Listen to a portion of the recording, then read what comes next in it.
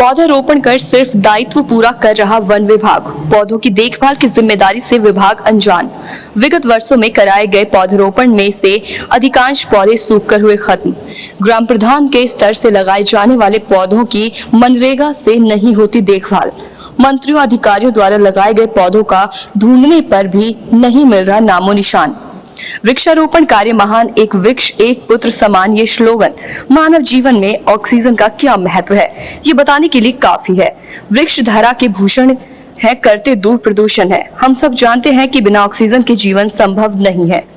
उसके बाद भी वृक्षों का अंधाधुंध कटान और वृक्षारोपण के नाम पर रोपे जाने वाले पौधों की जान लेने का काम किया जा रहा है, जिसकी वजह से वायु प्रदूषण का स्तर खतरनाक स्थिति में पहुंच रहा है। जलवायु परिवर्तन की वजह से मौसम का संतुलन बिगड़ रहा है, जो बेहद चिंताजनक है। उत्तर प्रदेश में वृक्षारोपण महाअभियान चलाकर 36.50 करोड़ पौधे लगाने का लक्ष्य रखा गया है।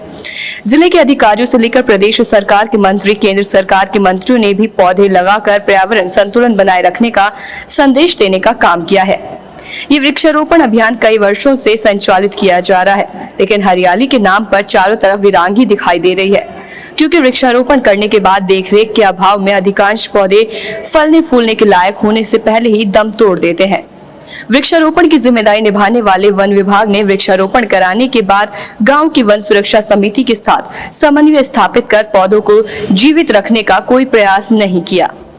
ग्राम प्रधान की क्या भूमिका रही? मनरेगा योजना से पौधों की देखरेख करने के लिए कोई कदम उठाए गए हैं? अभी तक ये सारे प्रयास फाइलों में दफन है।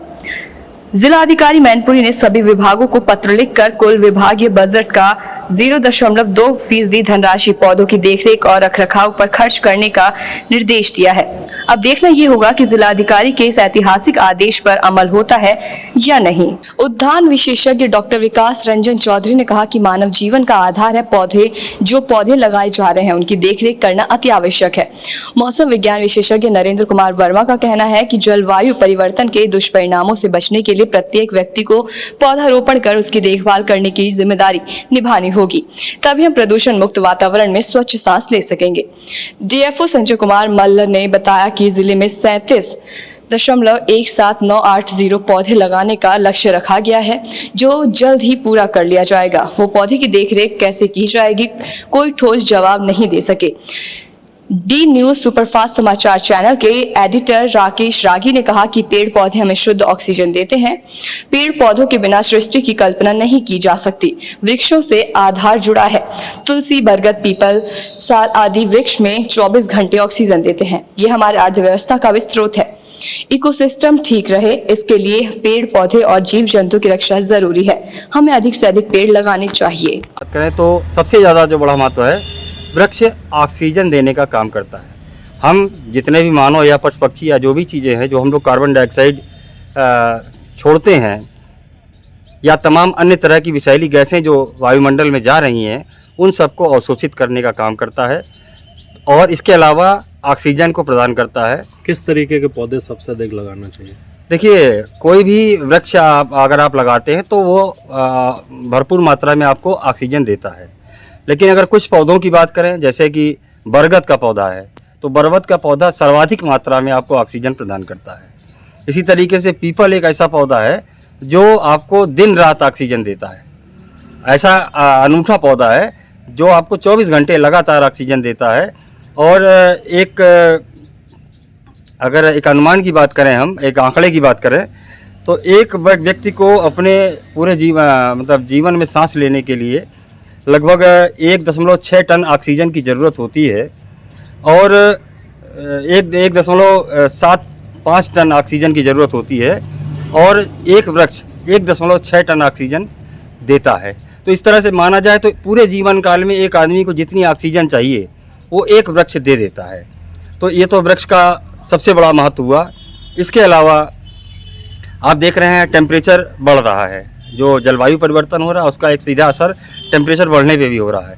तो पौधे जो होते हैं, जहाँ जिन क्षेत्रों में वनों का आच्छादन ज़्यादा होता है वहाँ तापक्रम नियंत्रण में रहता है और बहुत ज़्यादा ऊपर नहीं जाने पाता। जैसे अगर आप देखें मलिहाबाद क्षेत्र की मैंगो बेल्ट में चले जाएं तो वहाँ की सड़कों से जब आप गुजरेंगे तो आपको बिल्कुल ठंडी हवा का एहसास होगा। मैनपुरी की स्थिति क्या है? मैनपुरी की स्थिति भी बहुत अच्छी नहीं है, लेकिन यह है कि पिछले 5-7 वर्षों से जो सरकार के द्वारा प्रयास किए जा रहे हैं, हर साल वृक्षारोपण अभियान जुलाई माह में बड़े पैमाने पर जोर शोर से चलाया जाता है और उसमें करोड़ों वृक्ष लगाए जाते हैं। तो उसका प्रभाव धीरे धीरे अब देखने को मिल रहा है। जैसे देश के सभी क्षेत्रों का एक औसत आकलन निकाला जाए तो राष्ट्रीय वन नीति में 33% वन होना चाहिए, और इसमें से जो वर्तमान में जो स्थिति निकल के आ रही है, इस समय 24.62% भूमि वनों से आच्छादित है भारत की। और 2021 की जो एक रिपोर्ट जो निकली है उसके अनुसार 2019 की तुलना में लगभग 3 सालों में 2261 वर्ग किलोमीटर की वृद्धि वन क्षेत्र में देखी गई है। तो ये बहुत अच्छा शुभ संकेत है। इसके अलावा वृक्ष प्रदूषण को अवशोषित करने का काम करता है, वर्षा के चक्र को नियमित करने का काम करता है। सबसे महत्वपूर्ण है, मिट्टी के कटाव को रोकता है। जिन क्षेत्रों में पानी बहता है, अगर वहाँ वन क्षेत्र नहीं है तो मिट्टी कट करके वहाँ पर एक तरह से ऊसर या बीहड़ क्षेत्र का निर्माण होने लगता है। इसके अलावा वृक्ष हमको फर्नीचर देते हैं, उनके फल फूलों से तमाम तरह की औषधि बनती है, तमाम तरह का भोजन हमको मिलता है, और इसके अलावा लकड़ी हमारे ईंधन का मुख्य स्रोत होती है। इसके अलावा जो सबसे महत्वपूर्ण है, जिसको हम बहुत छोटा मान के चलते हैं, वन्य जीवों को बहुत बड़ा आवास प्रदान करता है। जंगल के जितने जीव हैं, चाहे बड़े जीव हों, चाहे इतने छोटे सूक्ष्म जीव हों जो हमको नहीं दिखते, मिट्टी के अंदर रहते हैं, उन सारे लोगों को ये मिट्टी के आसपास के क्षेत्र में आवास प्रदान करने का काम करता है। और मानव जीवन को देखा जाए तो सबसे बड़ी बात ये होती है कि जो आदमी वृक्षों के बीच में रहते हैं उनमें तनाव नहीं देखने को मिलता, वो खुशहाल रहते हैं। वृक्ष हमारी तनाव को दूर करने में मदद करते हैं। इसके अलावा जैव विविधता, जो एक प्रकृति में तमाम तरह के जीव है, मिट्टी में तमाम छोटे छोटे सूक्ष्म जीव पाए जा रहे हैं, तो ये सारी जो जैव विविधता होती है उनको रक्षा करने में वृक्षों का, बगीचों का बहुत बड़ा महत्व है। क्योंकि बगीचे की मिट्टी के नीचे अगर आप देखेंगे तो वहाँ की मिट्टी में तमाम तरह के सूक्ष्म जीव आपको लाखों की संख्या में देखने को मिलते हैं। एक अनुमान के अनुसार 1 ग्राम मिट्टी में 4 करोड़ जीवाणु कोष पाए जाते हैं, जिसमें से अगर पौधे की जड़ के आसपास की मिट्टी को अगर आकलन किया जाए तो 1 ग्राम मिट्टी में लगभग 10 अरब जीवाणु कोष पाए जाते हैं। तो इससे वृक्षों के आसपास की मिट्टी का और वृक्षों का पर्यावरण में रोल समझा जा सकता है। इसी तरीके से अगर हम बात करें, जैसे पाम के ट्री होते हैं, जितने भी पाम होते हैं वो हवा को बहुत ज़्यादा मात्रा में शुद्ध करते हैं। हम लोग घरों में एरिका पाम लगाते हैं। एरिका पाम घर के अंदर की हवा को शुद्ध करने में बहुत बड़ा रोल देता है। और इस समय जो उत्तर प्रदेश में मुख्य तौर पर जैसे सोनभद्र जनपद है, पीलीभीत है, मिर्ज़ापुर है, चित्रकूट है, ये लोग वन क्षेत्र में सबसे आगे निकल गए हैं। मैनपुरी अभी काफ़ी पीछे है। और सबसे ज़्यादा ज़रूरी चीज़ है, अगर वन क्षेत्र को बढ़ाना है तो जो भी पौधे वृक्षारोपण अभियान के तहत लगाए जाते हैं उनका ठीक प्रकार से रखरखाव हो, उनकी जानवरों से सुरक्षा हो, उनको लगातार पानी दिया जाए। एक आदमी एक ही पौधा लगाए लेकिन उसकी ठीक ढंग से सुरक्षा करे। इसी संबंध में मैं अपनी एक कविता आपके सामने प्रस्तुत कर रहा हूँ जो वृक्षों का महत्व बताती है। आजकल गांवों से शहरों की तरफ पलायन बढ़ रहा है रोजगारी के चक्कर में, तो उसी को इंगित करती है। शहर से फिर पलट कर तुम कभी तो गांव देखोगे, शहर से फिर पलट कर तुम कभी तो गांव देखोगे, बना लो महल कैसे भी पेड़ों की छांव ढूंढोगे। क्या बात है? बना लो महल कैसे भी पेड़ों की छांव ढूंढोगे, ये तितली और ये चिड़िया कहाँ पर घर बनाएंगे। अगर वृक्ष नहीं होगा, ये तितली और ये चिड़िया कहाँ पर घर बनाएंगे, ये बुलबुल और कोयल सब कहाँ पर गीत गाएंगे। धरा को फिर हरा कर दो सुकून वो लौट आएगा, धरा को फिर हरा कर दो सुकून वो लौट आएगा। बचा दे जो कि जलने से पलट के पाँव देखोगे, शहर से फिर पलट कर तुम कभी तो गांव देखोगे, शहर से फिर पलट कर तुम कभी तो गांव देखोगे। और प्लास्टिक से करो तौबा, ये एक दिन जान ले लेगी। ये बहुत बड़ी समस्या आज की। प्लास्टिक से करो तौबा, ये एक दिन जान ले लेगी। घिरोगे जब तुम लहरों से तभी क्या नाव ढूंढोगे, घिरोगे जब तुम लहरों से तभी क्या नाव ढूंढोगे। शहर से फिर पलट कर तुम कभी तो गांव ढूंढोगे। धन्यवाद। मैं नरेंद्र कुमार वर्मा, कृषि मौसम वैज्ञानिक, कृषि विज्ञान केंद्र मैनपुरी। डॉक्टर साहब, जो इस समय मौसम में बार बार परिवर्तन हो रहा है, उमस है, बारिश हो नहीं रही, बादल छाए हुए हैं और धान की रोपाई हो रही है, फल सब्जियों में भी लोग पानी नहीं लगा पा रहे हैं, क्या स्थिति रहेगी? देखिए, ये जो मौसम मानसूनी सीजन में जो जलवायु परिवर्तन के कारण आप देख रहे होंगे कि जो बरसात का जो ट्रेंड चल रहा है वर्तमान में, जी, ये 1 किलोमीटर तक बरसात हो रही है, 1 किलोमीटर के बाद में आपको फिर दिख रहा होगा कि बारिश नहीं हो रही है।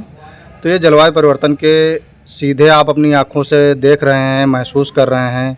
वैसे मानसूनी सीजन में एक सप्ताह तक 4-4 दिन तक बारिश होती रहती थी। बारिश तो उतनी ही हो रही है, लेकिन जो बारिश में बदलाव देखा गया कि पूरे महीने की या पूरे सीज़न की कुछ दिन में या कुछ महीने में बरसात हो रही है। बात करें हम जुलाई की, तो जुलाई की लगभग औसत बरसात जो है, जुलाई के 1, 2, 3, 4 जुलाई तक पूरी लगभग औसत बरसात पूरे महीने की कवर हो गई है। यदि वर्तमान स्थिति में हम आज की बात करें तो ये बादल हैं, तो ये हमारा जो मौसम पूर्वानुमान किसानों के हित में जो जारी किया जाता है, ये हफ्ते में प्रत्येक मंगलवार को और प्रत्येक शुक्रवार को दिया जाता है। इसमें अगले 5 दिन की मौसम की जानकारी दी जाती है, जैसे कि अगले 5 दिन में बारिश कितनी होगी और न्यूनतम तापमान कितना है, अधिकतम तापमान कितना है, न्यूनतम सापेक्षिक आर्द्रता कितनी है, अधिकतम सापेक्षिक आर्द्रता कितनी है, हवा की दिशा क्या रहेगी, हवा की गति क्या रहेगी, बादलों की स्थिति क्या रहेगी, ये सारी जानकारी किसानों को दी जाती है। इन सारी जानकारी से किसान बुआई से लेकर के कटाई तक बहुत सारी चीज़ें जो है मौसम पूर्वानुमान के अनुसार अपनी खेती में बदल सकते हैं। और अभी 2 दिन में क्या स्थिति है 2 दिन की? जैसे कि आज हम बात करें, आज 25 तारीख है, तो 25 तारीख को जो है हल्की से मध्यम बरसात हो सकती है। 26 तारीख को मध्यम से घने बादल छाए रहेंगे। 27 तारीख को फिर छिटपुट बूंदाबांदी ज़िले में हो सकती है। डॉक्टर साहब, ये जो आप बता रहे हैं जलवायु परिवर्तन, ये क्यों और इसका क्या कारण होता है? जो जलवायु परिवर्तन है, आप देख रहे होंगे दिन प्रतिदिन वनों की संख्या घटती जा रही है, हानिकारक गैसें जो है वायुमंडल में बढ़ती जा रही हैं, तो इससे जलवायु पे जो बहुत बुरा असर पड़ रहा है। जब जलवायु पे असर पड़ेगा तो उसमें होने वाली क्रियाएं जो है परिवर्तित होती रहती हैं। और आप महसूस कर रहे होंगे जैसे कि फरवरी माह में बहुत ज़्यादा टेम्परेचर बढ़ता चला जाता है, और इस साल तो जून के महीने में टेम्परेचर बहुत हाई पहुंच गया। ये जलवायु परिवर्तन के ही असर है। जो जलवायु परिवर्तन के दुष्परिणाम हमारे सामने आ रहे हैं, उनसे निपटने के लिए हमें क्या करना चाहिए? जलवायु परिवर्तन के निपटने के लिए हमें वृक्षों की जो है अधिक ज़्यादा से ज़्यादा पेड़ों को लगाना चाहिए। और यदि हम और जो हानिकारक धुआं है या उस पर कंट्रोल करना पड़ेगा। जो इससे हानिकारक धुआं को रोकना पड़ेगा। और किसान भाइयों को मिट्टी को भी अगर जो मिट्टी और जलवायु को सुधारने के लिए हाई डोज रोकना पड़ेगा। पराली को जलाने पे कंट्रोल करना पड़ेगा। पराली जलाना बिल्कुल बंद करना पड़ेगा। उसको सड़ा करके आप खाद बनाइए और मिट्टी की उर्वरा शक्ति बढ़ाइए, तो आपका पर्यावरण भी बचेगा और उर्वरा शक्ति भी बढ़ेगी। यानी आपका कहने का मतलब ये है कि अगर जलवायु परिवर्तन के दुष्प्रभावों से बचना है तो वृक्षारोपण अवश्य करना होगा। जी, वृक्षारोपण अवश्य करना पड़ेगा। जिस तरीके से अंधाधुंध वनों का कटान हो रहा है, जगह जगह वृक्ष काटे जा रहे हैं, उसकी वजह से जलवायु प्रदूषण बढ़ रहा है, पर्यावरण प्रदूषित हो रहा है। ऐसे समय में वृक्षारोपण महाअभियान सरकार द्वारा चलाया जाता है। हर वर्ष लाखों करोड़ों पौधे लगाए जाते हैं, लेकिन उनके रखरखाव और देख रेख की कोई व्यवस्था नहीं की जाती है। अगर पौधे लगाते समय पौधे की रखरखाव की व्यवस्था कर दी जाए तो हम मानते हैं कि पौधे जीवित बने रह सकते हैं। पौधे लगाना अति आवश्यक है। तो इसलिए आवश्यक है कि क्योंकि बगैर पौधों के जो है मानव जीवन संभव नहीं है, और मानव जीवन को सुरक्षित बनाए रखने के लिए मैं प्रत्येक नागरिक से ये अपील करता हूँ कि पौधे अवश्य लगाएं और उसकी देखरेख करें। धन्यवाद। स्वच्छता का वो लक्ष्य पूरा किया गया है। माननीय मुख्य सचिव द्वारा भी निर्देश दिया गया है कि पौधों को सिर्फ लगाना नहीं है। अभी तो जैसे अब हमारे अभियान का नाम है पेड़ लगाओ पेड़ बचाओ जन अभियान 2024। अभी तो हम लोगों ने पेड़ लगा दिया 20 तारीख को। अब एक अभियान चलेगा, उसको कहेंगे पेड़ बचाओ अभियान। तो ये पेड़ बचाओ अभियान के तहत अभी लगातार जो है कि मुख्य सचिव भी इसको ये मॉनिटरिंग कर रहे हैं। अपने सबसे पहले बड़े खुशी की बात है कि जनपद मैनपुरी में अपने डीएम साहब ने बड़ा अच्छा इनिशिएटिव लिया, और इनिशिएटिव लेके उन्होंने पत्र भी जारी किया। समुचित विभागों की अलग से मीटिंग लेके उन्होंने ये कहा है कि देखिए पेड़ सिर्फ लगाना नहीं है बल्कि उसको बचाना भी है। तो जो बड़े बड़े पैचेज हैं, बड़े बड़े पैचेज में डीएम साहब के निर्देशानुसार बड़े बड़े पैचेज में हम लोग मनरेगा से या जहाँ से भी हमको बजट की व्यवस्था हो रही है, सुरक्षा खाई का खुदान कराया जा रहा है, या जहाँ पे जरूरी हो तार बाड़ भी किया जाएगा। और जैसे स्कूल की बाउंड्री में जो पेड़ पौधे लगे हो तो बचेगी। वन विभाग की भी अपनी 57 साइट है, 57 साइट पे हमारे बजट में प्राविधान होता है कि अगर 7 हेक्टेयर से ज़्यादा हो तो इस सुरक्षा श्रमिक दिया जाता है।